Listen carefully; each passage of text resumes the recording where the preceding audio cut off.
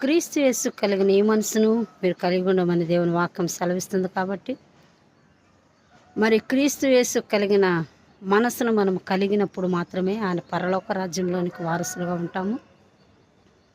కానీ ఈ దినాల్లో చూస్తే చాలామంది క్రీస్తు యేసు కలిగిన మనసు లేదు. పైకి భక్తి చేస్తున్నారు కానీ శక్తిని ఆశ్రయించే భక్తి వారి జీవితాల్లో కనబడట్లేదు.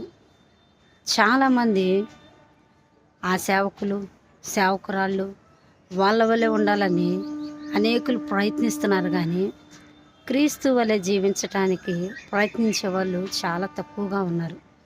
కానీ క్రీస్తు వలె ప్రయత్నించినప్పుడు మాత్రమే, క్రీస్తు వలె మనం జీవించినప్పుడు మాత్రమే నిత్యరాజ్యంలోనికి వారసులగుటకు దేవుడు కృపను అనుగ్రహిస్తాడు. కాబట్టి దేవుని వాక్యం సెలవిచ్చిన రీతిగా క్రీస్తు యేసు కలిగిన మనసును మనము కలిగి ఉందాము.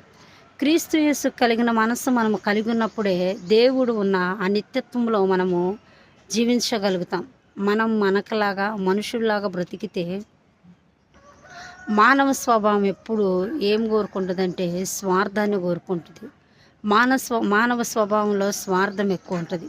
నేను, నా వాళ్ళు, నాది నాది నాది. కానీ దేవుని స్వభావం ఏంటి తెలుసా? నా అనేది ఉండదు. నిస్వార్థపూరితమైన ప్రేమ కలిగిన వాడు. కాబట్టి ప్రపంచంలో ఉన్న ప్రతి మానవాళి కోసము తన ప్రాణాన్ని ఆయన అర్పించి ఉన్నాడు. చివరి రక్తపు బొట్టు వరకు ఆ కల్వరి శిలువలో మన కోసం తన ప్రాణాన్ని యాగముగాను బలిగాను అర్పించి ఉన్నాడు.